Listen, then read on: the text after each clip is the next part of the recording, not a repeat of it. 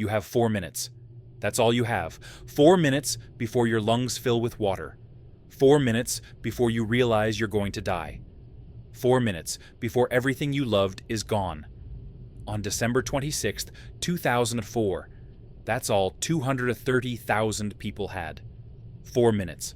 Some had less. A mother on a beach in Thailand. She's holding her son's hand. She's watching him build a sandcastle. She has no idea that the ocean is about to rip him out of her arms and take him under. She has no idea that she'll spend the next 40 years wondering if he suffered, wondering if he was scared, wondering what his last thought was. A fisherman in Indonesia. He's been fishing these waters for 30 years. He knows every current, every reef, every storm pattern. He thinks he knows the ocean. He's about to learn that he doesn't know anything. The ocean is about to stand up and walk across the land. And he's about to watch his entire village disappear in 90 seconds. A girl in Sri Lanka, 9 years old. She's running toward the beach because her grandmother is too slow. She's laughing. She's alive. She has no idea that she's about to be pulled 200 meters underwater and then shot back to the surface like a bullet. She has no idea that she'll survive, but everyone she loved won't. This isn't a number. This isn't a statistic you read and forget. This is what happened to real people on a normal day, while you were probably sleeping or eating breakfast or thinking about something completely ordinary. And here's the thing that changes everything. This all happened because nobody was watching. There were no warnings. There were no sirens. There was no time. Just 4 minutes between the last normal moment and the moment everything changed forever. By the time people understood what was happening, it was already over. But here's what most people don't know about the 2004 Indian Ocean tsunami. It's not really a story about the disaster. It's a story about what happens to people when they survive something that was designed to kill them. It's a story about a mother who lived, about a fisherman who turned his boat at exactly the right moment, about a girl who floated on a piece of wood for hours, surrounded by bodies, wondering if she was the only one left alive. These are the people who made it, but making it came with a price. And by the end of this video, you're going to understand what they saw, what they felt, what they lost, and why this story still matters today. Because here's the part that gets me every single time. 20 years later, that girl still can't hear thunder without panicking. That mother still has nightmares where she's back in the water, reaching for her son. That fisherman still wakes up at 4 a.m. every morning for no reason, his heart racing like something's chasing him. The tsunami lasted about 15 minutes, but for these people, it never really ended. So here's what we're going to do. We're going to go back to 7:58 a.m. on December 26th, 2004. We're going to stand on those beaches. We're going to feel what they felt. And we're going to understand how 230,000 people could die in an ocean that looked completely peaceful just minutes before. But more importantly, we're going to meet the people who survived. And I'm going to show you something that changes everything about how you understand disaster, trauma, and what it actually means to survive. This starts with a choice, a split-second decision that means the difference between life and death. Let's go back to that moment. It's 7:52 a.m., December 26th, 2004, the island of Sumatra, Indonesia. A fisherman is getting his boat ready for the day. His name is Yanto. He's been doing this his entire life. He knows these waters the way you know the road to your house. He's not thinking about his family right now. He's not thinking about anything except that it's going to be a good day. The weather is perfect. The ocean is calm. Maybe he'll catch a lot of fish today. That's the only thought in his head. Then the earth moves. When you experience an earthquake while you're on the ocean, it feels different than it does on land. It feels more violent because the water amplifies it. The boat starts moving like it's being tossed in a storm, but there's no wind. There's no storm. It's just the ground beneath the ocean shaking so violently that it's moving the water in ways that water isn't supposed to move. Yanto is holding on to the side of his boat. He's trying to stay on his feet. He's thinking, this is bad. This is really bad. But he's an experienced fisherman. He's survived storms. He's survived typhoons. This will pass. Everything passes. Then he looks at the water. The ocean is receding. Not a little. Not something you'd miss. The water is pulling back from the shore like someone's draining it. And Ianto knows what that means. He grew up on stories. He grew up hearing about what happens when the water pulls back that far. When the ocean leaves like that, it's because something bigger is coming to take its place. Ianto makes a decision. Right then, right in that moment. He's going to turn his boat around and head for deeper water. He's not going to stay. He's not going to wait. He's not going to investigate. He's going to trust his instinct and get away from shore. That decision is going to save his life. Meanwhile, 2 miles away on the beach, a different scene is unfolding. The water is receding, and people think it's interesting. A boy starts walking on the newly exposed ocean floor. He's picking things up. He's excited. He's never seen this before. His parents are taking pictures. They're amazed by this strange phenomenon. They have no idea what's coming. There's a German tourist family there too. They're on vacation. They saved up all year for this trip. They came to Thailand to see the beaches, to relax, to escape the cold European winter. The father is on his phone, texting his boss back home, telling him not to contact him for 2 weeks. He's on vacation. The mother is applying sunscreen to her daughter's shoulders. The daughter is 6 years old. She's never seen the ocean before. An elderly Thai woman is sitting on the beach near a small shop. She's been working there for 40 years. She's seen thousands of tourists come and go. She's seen the monsoons. She's seen the storms. But she's never seen the ocean pull back like this. She's standing up now. Something feels wrong. She can feel it in her bones. She's telling a customer, "Go back to your hotel. Something is coming." The customer laughs. It's 7:45 a.m. The day is just starting. Nothing is coming. None of them understand that they're standing at the edge of a cliff, that in about 10 minutes their world is going to end. By 8:15 a.m., Ianto's boat is in deeper water. He's watching the horizon. Then he sees it. A dark line on the horizon. It doesn't look like a normal wave. It looks wrong. It looks like the ocean is moving wrong. It looks like something you'd see in a nightmare. It's not moving like water. It's moving like a living thing. Like something with intention. The wave is maybe 30 feet high, maybe more. He can't really tell from this distance. What he knows is that it's coming straight toward him and everything behind it. The beach, the town, everything. That's when Ianto understands that this is bigger than anything he's ever seen before. The first wave hits his boat, and Ianto thinks he's going to die. The boat is lifted up like it's made of paper. He's holding onto the steering wheel and praying to every god he can think of. The wave passes under him. The boat rides it. Somehow, impossibly, he stays on. But Ianto knows this isn't over. Tsunamis don't come as a single wave. They come in sets. There's going to be another one, and they're going to keep coming until the ocean decides it's done. He's right. The second wave is bigger than the first. The third wave is bigger than the second. Each time his boat climbs up the face of the wave like he's going up a mountain, and each time he thinks about falling backward into the chaos beneath him. Each time he thinks about his wife, his 2 children, his mother, who lives in the village near the shore. He doesn't know it yet, but his village is already gone. Back on the beach, the situation is completely different. The boy who was walking on the ocean floor sees the wave coming. He starts running.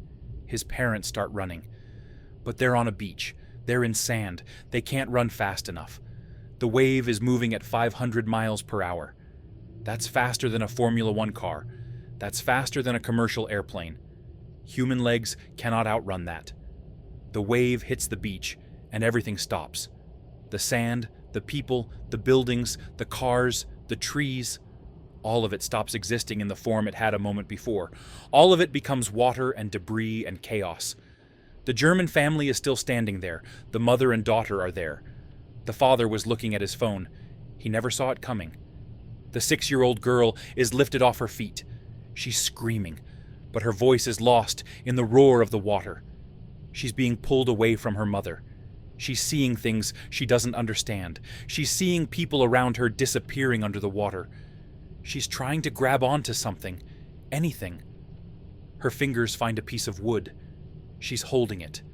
Her hands are too small, and the current is too strong. She's underwater now. Her lungs are burning. She's been taught not to panic. She's been taught that if you stay calm, you'll be okay. But there's water in her lungs. There's water everywhere. The pressure is crushing her. She doesn't know which way is up.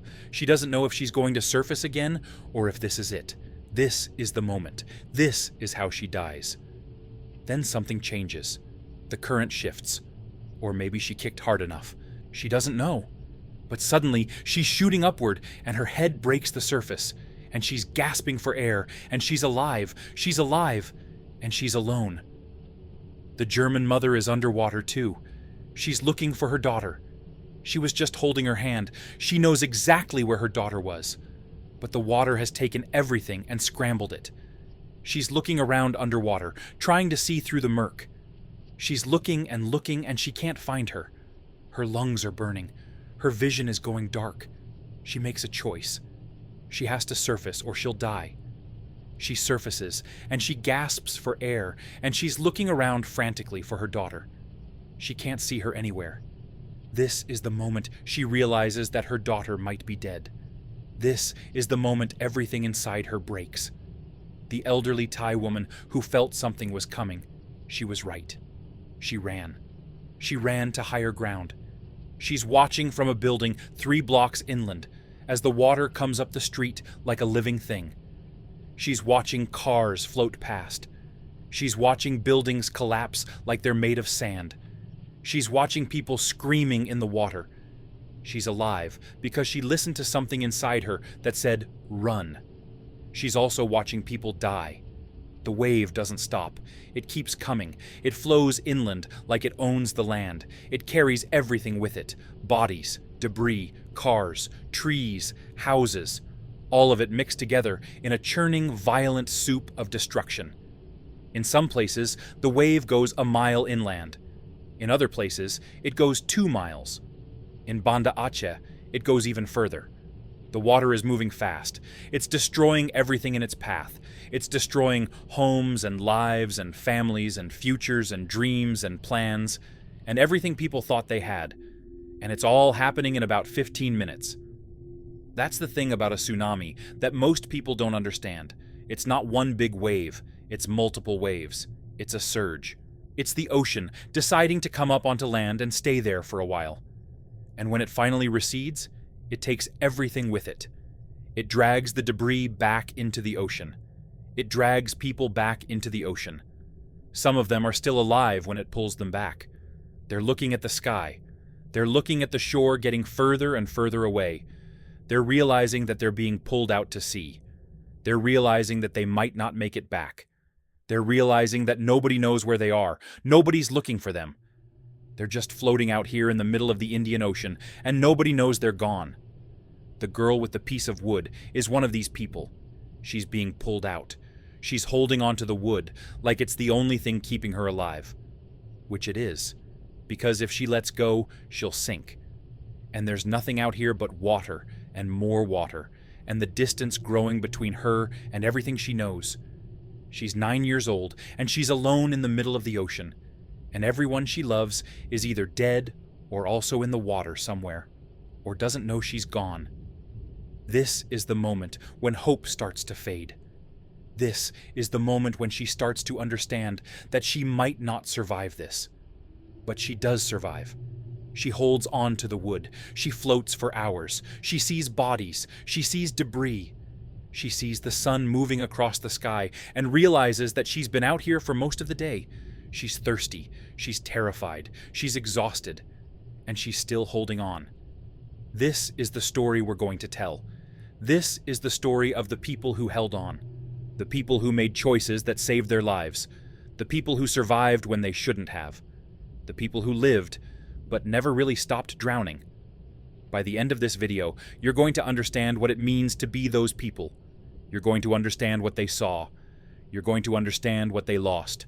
And you're going to understand why this story, 20 years later, is still changing how we prepare for disaster. Because the truth is, something like this is going to happen again.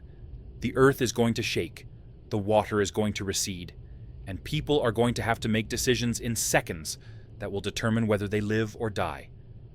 The only difference now is that we know it's coming. The waves don't stop. This is something people don't really understand about tsunamis until they live through them. You see one wave and you think, okay, that's the tsunami. Now it's over. But it's not over. The ocean is in charge now, and the ocean decides when it's done. In Thailand, at Khao Lak Beach, the first wave hits at 9:20 a.m. People on the beach describe it like this. It wasn't a wave. It was like the horizon broke. Like the line between sky and water just disappeared, and the water came walking up onto the land. Some people say they heard it before they saw it. A roaring sound, like nothing they'd ever heard before. Like the sound of the world ending. The wave was about 30 feet high in some places. In Thailand, that's taller than most of the buildings. When it hit the beach resort, it picked up cabanas like they were made of plastic. It picked up people. It picked up everything. And it didn't stop at the beach. It kept going inland. It went through the resort. It went through the streets. It went a quarter-mile inland before it finally ran out of energy. But while that first wave was destroying Khao Lak, the water was also hitting other places. Phuket, Krabi, Koh Samui. Each place experienced the same thing. The water coming up from nowhere. The debris, the drowning, the screaming. In Sri Lanka, the waves arrived at 9:30 a.m. They hit the southern coast first, the areas where most of the fishing boats were based. The fishermen who were out on the water had a better chance than the people on land. Out on the water, you could feel the wave coming. You could ride it or try to swim over it. But on the beaches and in the towns, there was nowhere to go. The water came up the streets like it owned them. It came into hotels where tourists were having breakfast. It came into hospitals where doctors were treating patients. It came into schools where children were in classrooms. In the hospital of Colombo, the waves came through the ground floor. They came through the windows. They came through the doors. Patients who were mobile enough to move ran upstairs. Patients who couldn't move, the ones who were bedridden or in surgery, they had a different fate. The hospital staff did what they could. But you can't stop an ocean. In India, the waves arrived even later, around 10 a.m. But the delay didn't help. The waves were still massive. They were still deadly. The southern coast of India, places like Tamil Nadu and Kerala, they experienced some of the worst destruction. The waves in some places were 20 feet high. In others, they were higher. And India had a much larger population living along the coast than Indonesia or Thailand. So the numbers there were enormous. In the town of Nagapattinam in Tamil Nadu, about 6,000 people died in just a few minutes. That was the entire population of a small city. Gone. Fishermen, their families, tourists, local workers, all of them caught in the water at the same time. The people who were further inland survived. The people who were at the edge, where the water was channeled and concentrated, they didn't have a chance. The wave that hit India had traveled across the entire Indian Ocean. It had crossed thousands of miles. It had lost some of its energy over that distance, but it was still moving at a speed that human beings couldn't escape from. And when it hit populated areas, the death toll was immediate and overwhelming. But this is where the story takes a turn, because while all of this destruction was happening, there were also people who made decisions that saved their lives. People who saw the signs, people who ran, people who climbed trees, people who held on to floating debris and refused to let go. Let me tell you about a girl named Sumi. She was 9 years old. She was living in a small town in Sri Lanka, about 2 kilometers from the coast. That morning, she was with her grandmother. Her grandmother was in the kitchen preparing breakfast. Sumi was supposed to be getting ready for school. But school was delayed that day because of some local festival. So, instead, Sumi's grandmother decided to take her to the beach. They were walking toward the beach when Sumi started feeling something in her bones. She didn't have words for it. She was 9 years old. She didn't understand geology or earthquake waves or any of that. All she knew was that something felt wrong. The air felt different. The sound felt different. She asked her grandmother if they could turn back. Her grandmother laughed. "It's okay," she said. "We're just going to the beach for a little while. We'll be back before lunch." They kept walking toward the beach. When they got there, the water had receded. It had pulled way back from the shore. The beach looked different. It looked exposed. People were walking on parts of the beach that were normally underwater.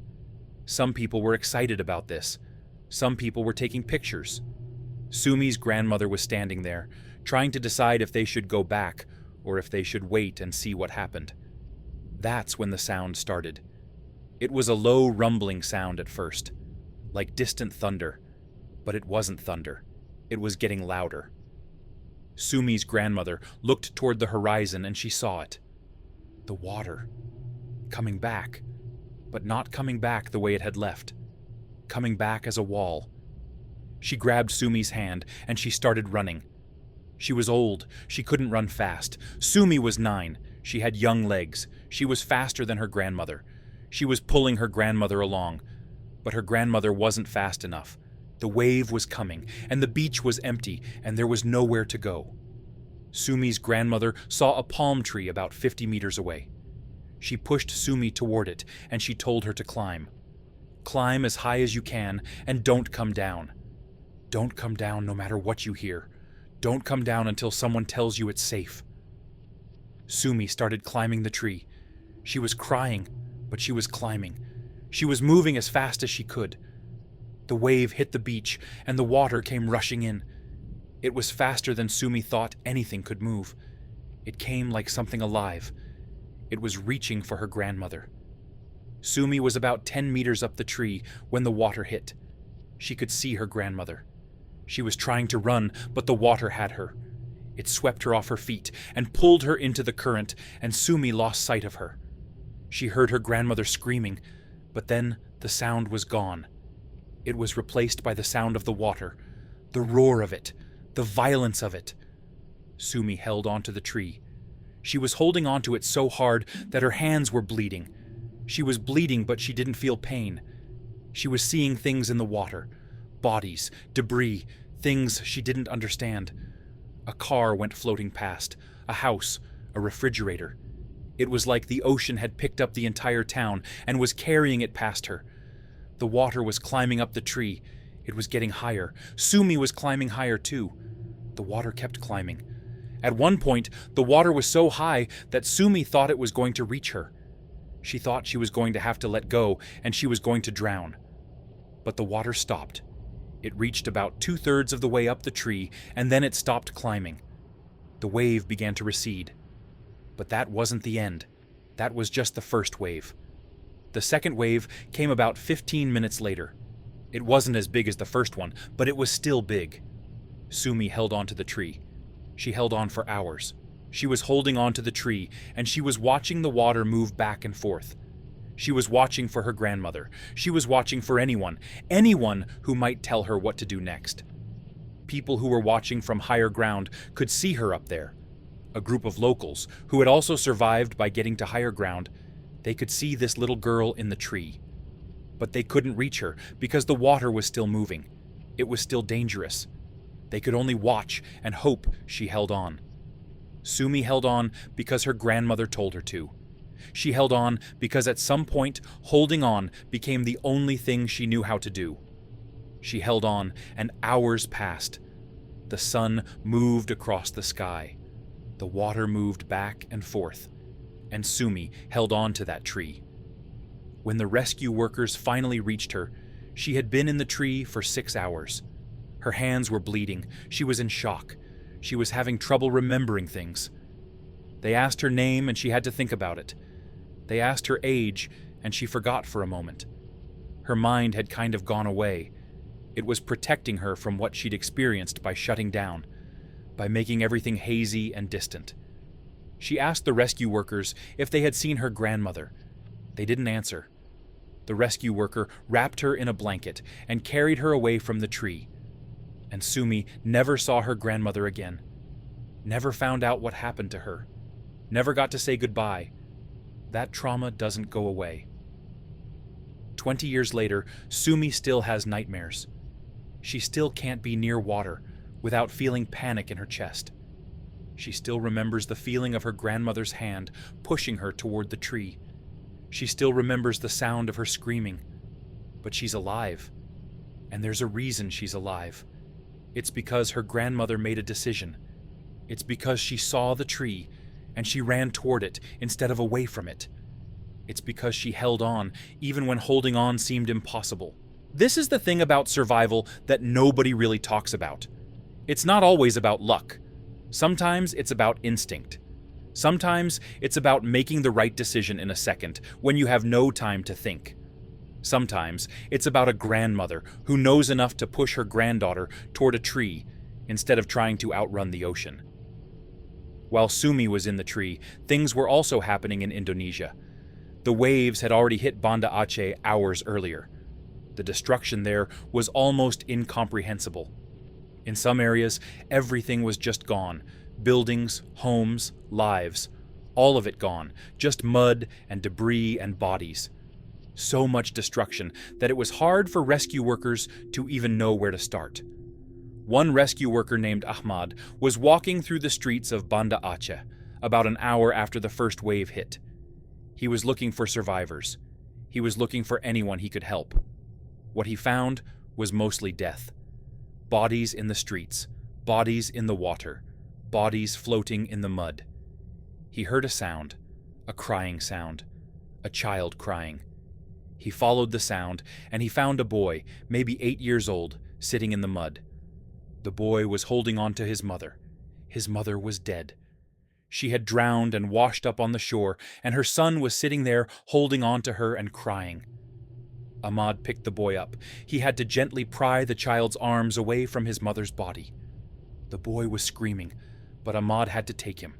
He had to get him to safety. He had to try to save the ones who were still alive. That rescue worker spent the next 3 days pulling bodies out of the mud and water.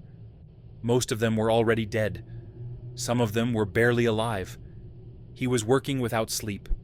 He was working without stopping, because every moment he stopped, someone else might die. On the 3rd day, he found a woman who was still breathing. She had been trapped under some debris. She had been unconscious. He pulled her out, and he gave her CPR, and she started breathing, and she started coughing, and she was alive, and she didn't even know where she was or what had happened. He told her that there had been a tsunami, that her entire town was gone, that most of the people she knew were probably dead.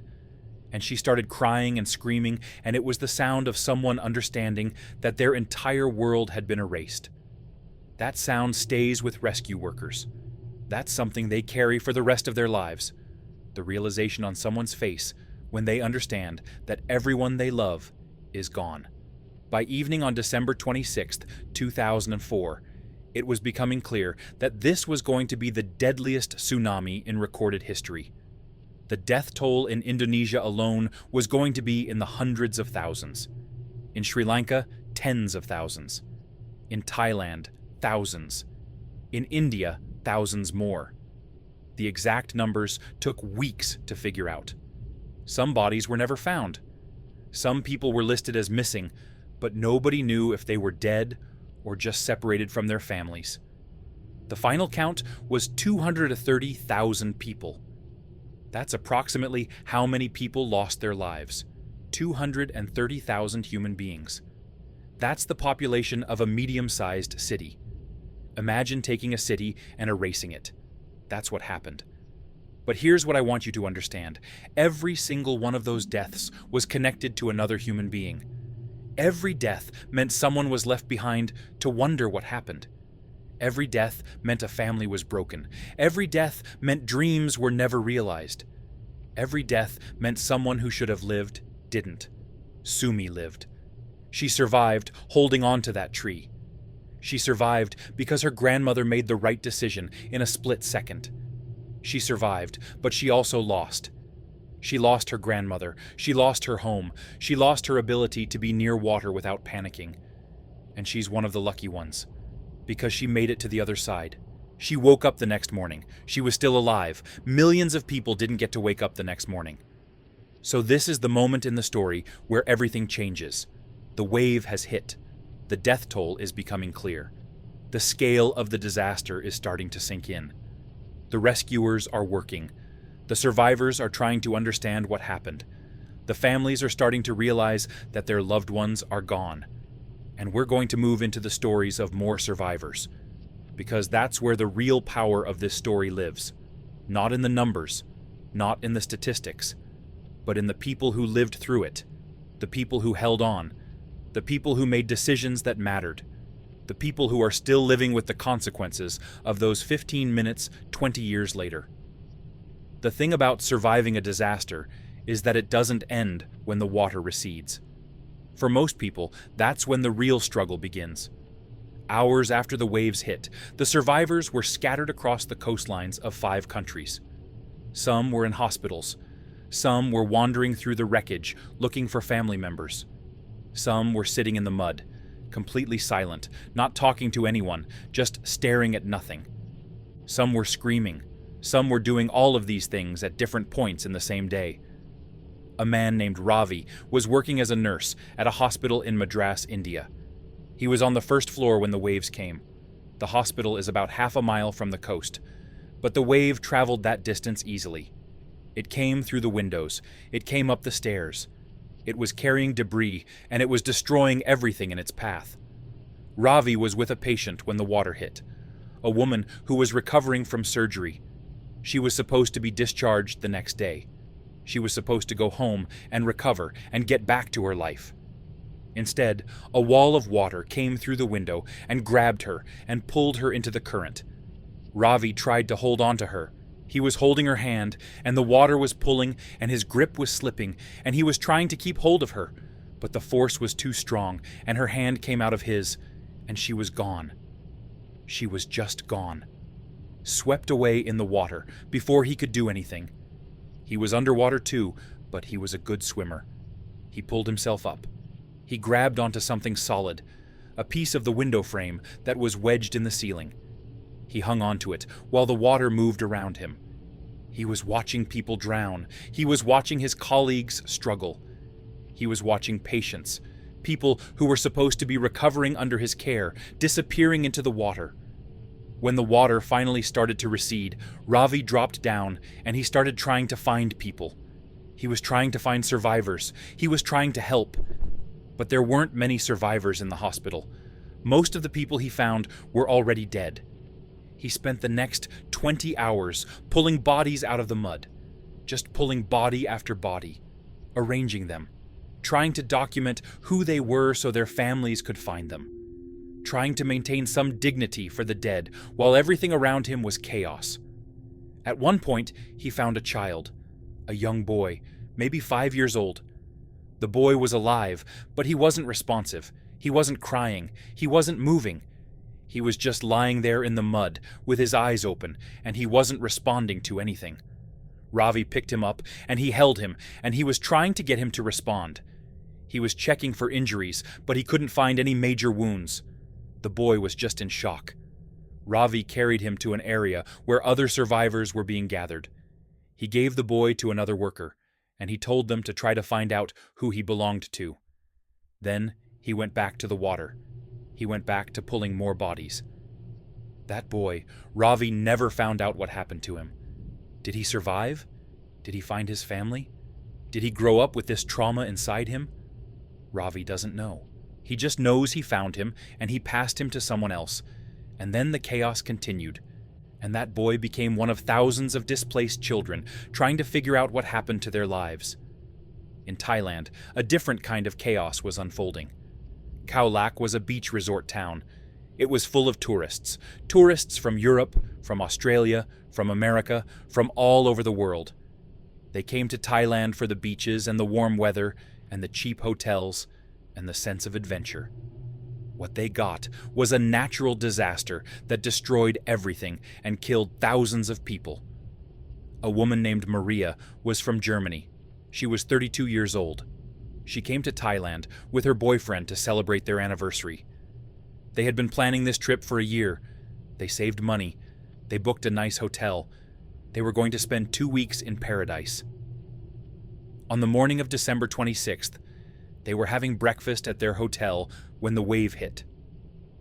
Maria's boyfriend was looking at his phone. He was checking emails from work. He was distracted. Maria was looking out the window. She saw the water coming before he did. She grabbed his arm and she tried to pull him up, but he didn't understand what was happening. He was confused. By the time he looked, the water was already there. It was coming through the window, and it was moving fast, and there was no time. There was no time to run. There was no time to do anything except hold on. The water hit them, and everything went dark.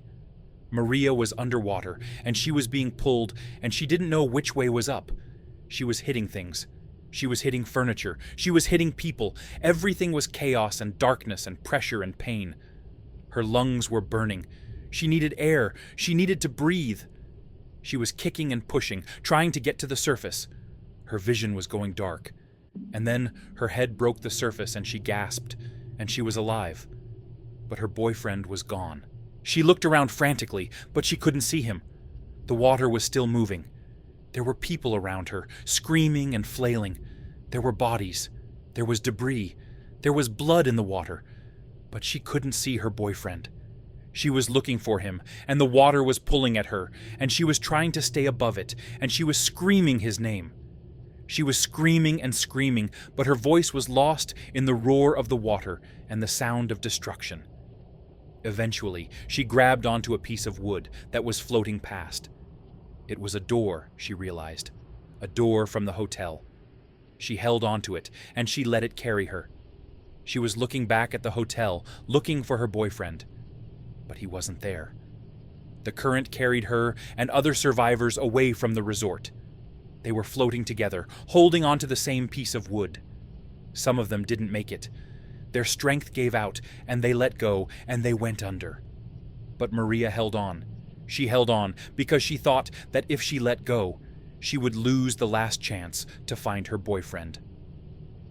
After hours in the water, a fishing boat picked her up. They pulled her out and wrapped her in a blanket and took her to a makeshift medical station. She was alive, but she was also traumatized and soaking wet and in shock. She kept asking about her boyfriend. She kept asking if they had seen him, if he had been picked up by another boat, if he had made it to shore somewhere else. The rescue workers didn't answer. They knew the answer, but they didn't know how to tell her. 3 weeks later, they found his body. It was identified through dental records. He had drowned. He had tried to hold on to something, but he couldn't. The current had taken him under, and he never came back up. Maria was in Thailand for 2 weeks to celebrate her anniversary. She spent the first week in a hospital, recovering from injuries and shock. She spent the second week dealing with the death of her boyfriend and trying to figure out how to get back to Germany. She never went back to Thailand. She never went back to a beach. For years, she couldn't even look at the ocean without having a panic attack. But she did survive. She held on to that door. She held on to it long enough for a boat to find her. She held on to it, and she lived, and she had to spend the rest of her life knowing that her boyfriend didn't. That's survival. It's not always a happy ending.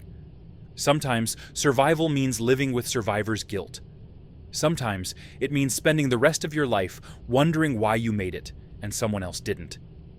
In Sri Lanka, the rescue efforts were just beginning to take shape. The government was overwhelmed. The hospitals were overwhelmed. There weren't enough rescue workers.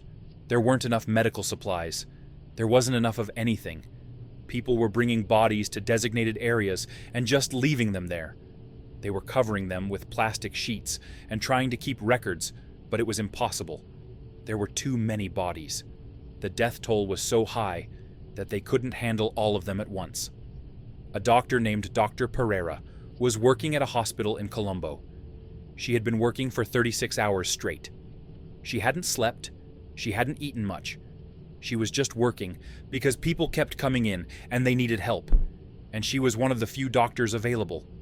At one point, she had 50 patients, and she was the only doctor in the building.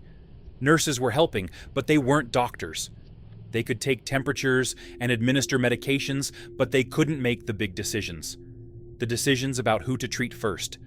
The decisions about who was going to make it and who wasn't. Dr. Pereira had to make those decisions.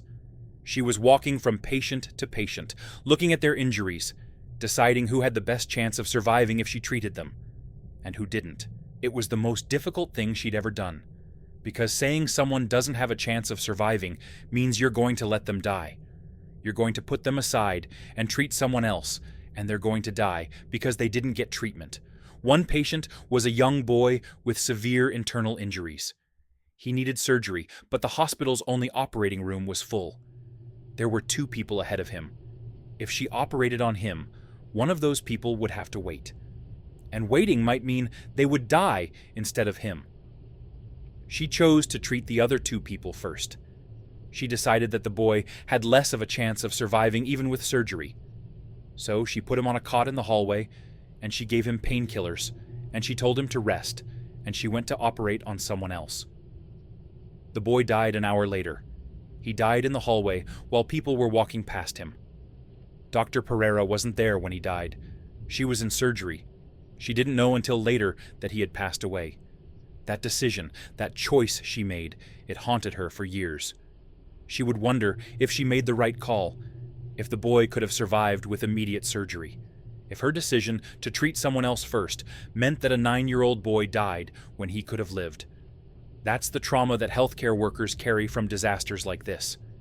It's not just about treating injured people. It's about making impossible choices.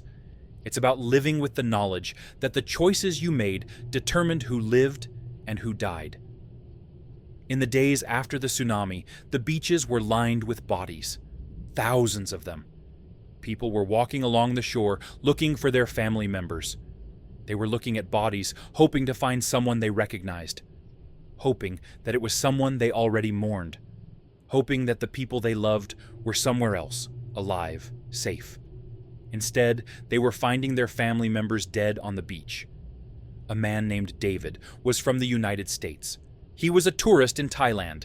He came alone because he wanted adventure. He wanted to explore Southeast Asia. He wanted to find himself, or some version of that idea that travelers have about what they're going to discover. On the morning of December 26th, he was on a beach at Phi Phi Island. It was beautiful. The water was blue, the sand was white. He had taken a lot of pictures to send back to his friends at home. He was telling them how perfect it was, how Thailand was everything he hoped it would be. The wave hit Phi Phi Island, and it changed everything. David was knocked over by the force of it. He was underwater. He was struggling. He was fighting to get to the surface. And he made it. He came up gasping, and he was looking around, and the island was just gone. The buildings were destroyed. Trees were uprooted. Bodies were floating in the water. David grabbed onto a piece of a dock that was floating past. He was holding onto it, and he was trying to figure out what had happened. He was in shock. He was trying to process the fact that moments ago he was looking at a beautiful beach, and now he was in the middle of a disaster. He floated on that piece of dock for hours. He watched rescue boats come and go. He was shouting, but they didn't hear him, or they didn't see him. There were so many survivors that the rescue workers couldn't save everyone at the same time. They had to prioritize injured people, women and children, the people who looked like they were in the worst shape. David didn't look like he was dying. He looked like he was surviving. So they left him there. They focused on other people. And David was floating there, alone, watching rescue boats save other people, wondering if he was going to die out here. Eventually, a fishing boat found him. They pulled him out of the water. They gave him water to drink, and they took him to a coastal town where he could get medical attention. He was suffering from hypothermia and saltwater poisoning and dehydration, but he was going to survive. When he got back to the United States, he tried to process what he had experienced. He tried to tell people about it. But most people didn't want to hear about it. They wanted to hear about the beaches and the food and the cultural experience. They didn't want to hear about the dead bodies floating in the water. They didn't want to hear about the violence of the ocean. They wanted the version of Thailand that was perfect and beautiful and safe. David couldn't give them that version. He only had the version that he experienced, the version with the disaster and the death and the randomness of survival. He struggled to reconnect with normal life. He struggled with the knowledge that he survived when so many people didn't. He was alive because he happened to grab onto a piece of dock, because a fishing boat happened to find him, because of a series of random events that meant he lived and thousands of other people died. That's survivor's guilt. It's the knowledge that you survived for no reason other than luck. That the people who died weren't less deserving of life than you. They just made different choices or happened to be in a slightly different location or didn't grab onto the right piece of debris. Days were passing, and the scale of the disaster was becoming more and more apparent. The death toll was in the hundreds of thousands. The infrastructure in the affected areas was destroyed. Hospitals were overflowing. There wasn't enough clean water. There wasn't enough food. There wasn't enough shelter. There were disease outbreaks starting, cholera, dysentery, infections from wounds that weren't being treated properly. The survivors were facing a new kind of crisis. The immediate threat from the water was gone, but now they were dealing with the aftermath, the loss, the displacement, the disease, the difficulty of finding family members, the reality that they had to rebuild their lives from nothing. Some countries were better equipped to handle it than others. Thailand had tourism infrastructure. Hotels could be converted into shelters. Thailand had some medical resources. Sri Lanka and Indonesia were less developed. The resources were fewer. The challenges were greater. In Banda Aceh, Indonesia, the situation was catastrophic. The entire city had been destroyed, not just damaged, destroyed. Buildings were flattened. The infrastructure was gone. Roads were gone. Power lines were down. There was no electricity. There was no running water. There was no way to communicate with the outside world. People were digging through the rubble, looking for survivors, looking for family members, looking for bodies to bury. But the scale was so massive that it was impossible to keep up. Every day, more bodies were being found. More families were being reunited. More people were learning that their family members were dead. The international response was starting to mobilize. Money was being pledged. Rescue teams were arriving from other countries. Medical supplies were being sent. But the scale of need was so large that the response seemed small.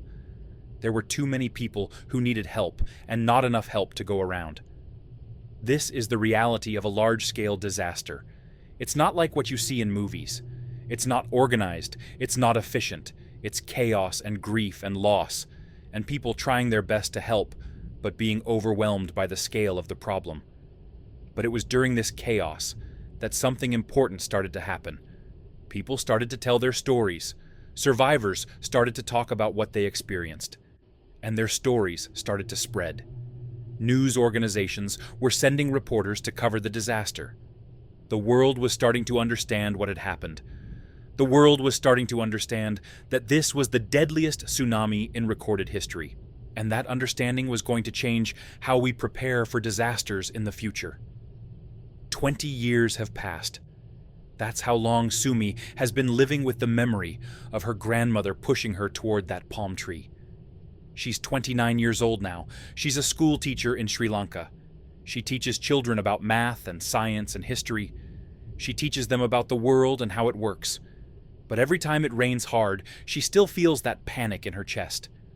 Every time she hears thunder, she's 9 years old again, holding onto a tree, watching the water. She never found out what happened to her grandmother. There was no body, no confirmation of death, just an absence. A person who was there and then wasn't. That's something that a lot of families had to deal with after the tsunami. Not knowing, not having closure, just a void where someone used to be. But Sumi survived. And 20 years later, she's doing something important. She's teaching children about water safety. She's teaching them what to do if there's an earthquake. She's teaching them the signs, the receding water, the strange sounds, the feeling in your bones that something is wrong. She's teaching children what her grandmother taught her in those final moments. And she's doing it so that the next time something like this happens, children will know what to do. Maria, the German woman who lost her boyfriend, she went back to the beach. It took her 15 years, but she did it. She went back to Thailand. She went back to Khao Lak. The beach had been rebuilt. The hotels had been rebuilt. The resort was full of tourists again. It looked almost like it did before, except for the memorials. There were memorials to the people who died. She stood on the beach, and she cried, and she thought about her boyfriend, and she felt the sadness, but it was different from before. It was sadness with acceptance. She realized that she had survived, and that didn't mean she had to feel guilty about it. Her boyfriend had died. That was a tragedy.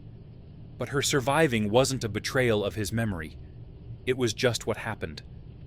She went back to Germany, and she started working with an organization that helps disaster survivors process their trauma. She helps people who've experienced natural disasters or accidents. She helps them understand that survival is complicated and that guilt is a normal part of it. She helps them figure out how to live after trauma. And she goes back to Thailand every year now. She goes to the beach. She sits on the sand, and she thinks about her boyfriend, and she helps other survivors who are also trying to come to terms with what happened.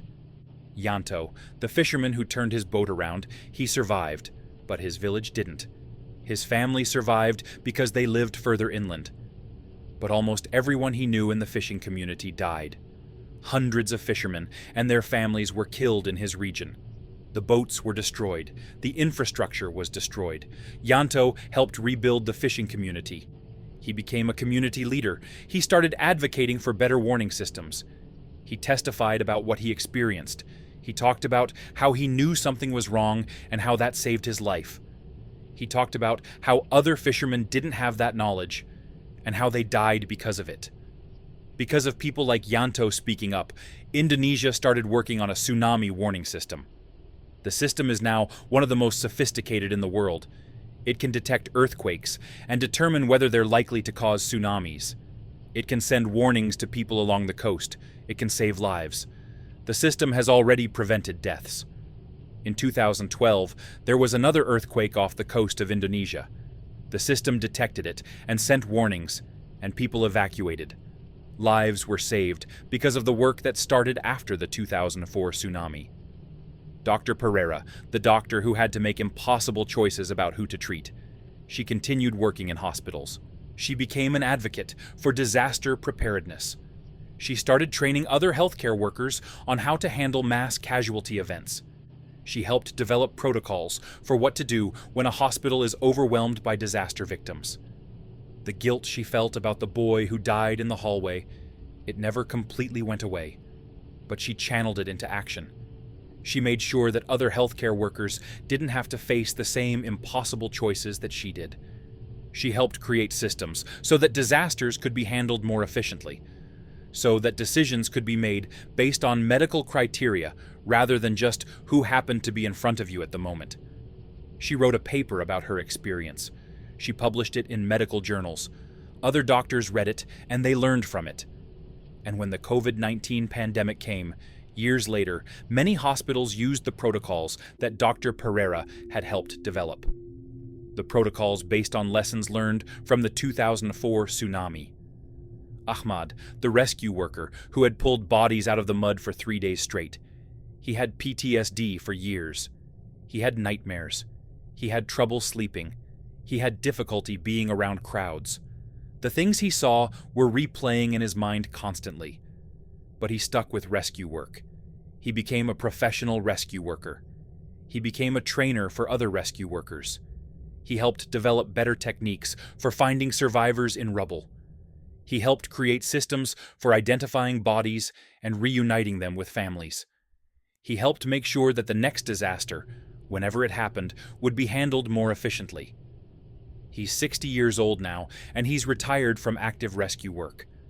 But he still trains younger workers. He still talks about what he experienced. He still carries the weight of the people he couldn't save. But he's also proud of the work he did. He's proud of the people he did save. And he's proud of the people he trained who went on to save others.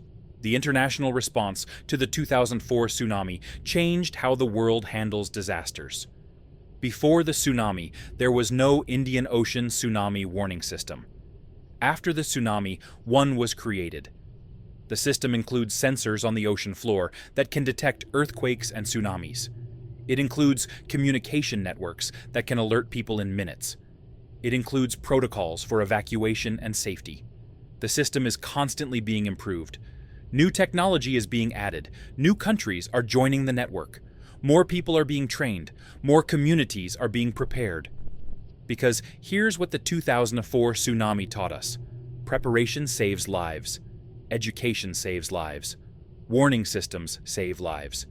The ability to respond quickly saves lives. In 2022, there was an underwater volcanic eruption near Tonga. It triggered tsunamis across the Pacific Ocean. Because of the warning systems that were in place, people were evacuated. Damage was minimized. Lives were saved. The systems and protocols that were created after the 2004 tsunami worked. They prevented deaths. They saved communities. But here's the thing about disaster preparedness. You can't save everyone. The 2004 tsunami was too big. It was too fast. It was too widespread. Even with warning systems, people would have died because there wouldn't have been enough time to evacuate everyone. Some communities would have been cut off. Some people would have been in locations where there was nowhere safe to go. The best we can do is minimize deaths. The best we can do is save as many people as possible. The best we can do is help people survive the aftermath. The best we can do is prepare so that the next disaster, when it comes, doesn't kill as many people as the last one. Sumi is preparing children. Maria is helping survivors process trauma. Yanto helped create warning systems. Dr. Pereira is training healthcare workers. Ahmad is teaching rescue techniques. They're all doing what they can to make sure that the 2004 tsunami was the deadliest tsunami in recorded history, and that nothing like it happens again. But something will happen again. The Earth is active, earthquakes happen, volcanoes erupt, storms develop, tsunamis will occur, hurricanes will occur, floods will occur. Disasters are part of our world. We can't prevent them. We can only prepare for them. And the people who survived the 2004 tsunami are the ones doing much of that preparation. They're the ones with the experience. They're the ones who know what it feels like to have seconds to make a decision that determines whether you live or die. They're the ones who understand urgency and the importance of preparation. The girl from Sri Lanka, who was 9 years old, is now teaching children about water safety. The German woman who lost her boyfriend is now helping other trauma survivors. The fisherman who turned his boat around is now a community leader advocating for preparation. The doctor who made impossible choices is now training other doctors. The rescue worker who pulled bodies from the mud is now training other rescue workers. They're all using their trauma to help others avoid the same trauma. They're all using their survival to help others survive. And that matters. That's the reason we tell these stories. That's the reason we remember the 2004 tsunami 20 years later. It's not to dwell on the death and the destruction. It's to honor the survivors and the lessons they've learned. It's to use their experience to help others. In December 2024, there were memorial services across the Indian Ocean region. People gathered to remember those who died, to honor those who survived, to reaffirm the commitment to preparedness and prevention. Sumi went to a memorial service. She stood with other survivors. They didn't talk much. There wasn't much to say. But they were there. They were bearing witness. They were remembering. The woman next to her asked if she'd been there on December 26th, 2004. Sumi said yes. The woman said she had been too. She said she lost her entire family. She said she didn't know how she survived. She said she was grateful to be alive, but she would give anything to have her family back. Sumi told her about her grandmother, about the decision to push her toward the tree, about holding on for 6 hours, about never finding out what happened to her grandmother, about living with that uncertainty. The woman said that at least Sumi knew her grandmother saved her life. At least there was meaning in the loss. At least she could do something with that. She could teach children. She could help prevent this from happening to others. Sumi realized that was the only way forward. It wasn't about getting over it or moving on or any of those phrases that people use. It was about taking what happened and using it to help others.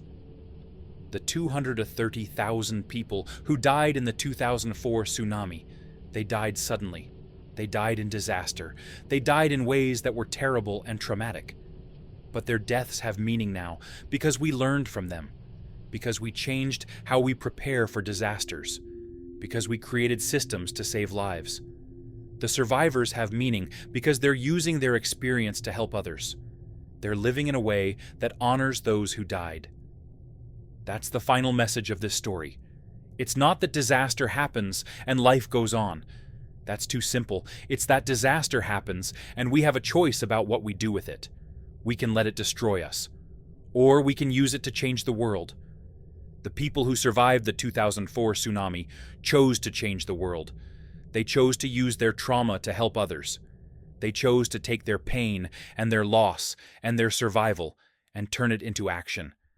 And because of that choice, lives have been saved, communities have been prepared, systems have been created. The world is different because of what happened on December 26, 2004.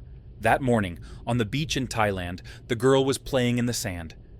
She had no idea what was about to happen. She had no idea that the ocean was about to betray her. She had no idea that she would spend the rest of her life dealing with trauma and loss and grief. But she survived. She held on. She fought through the water and the panic and the hopelessness, and she survived. And now, 20 years later, she's teaching children about safety. She's helping other survivors. She's taking her pain, and she's turning it into something that helps others. That's the real story of the 2004 Indian Ocean tsunami. It's not just about the disaster. It's about what happened after.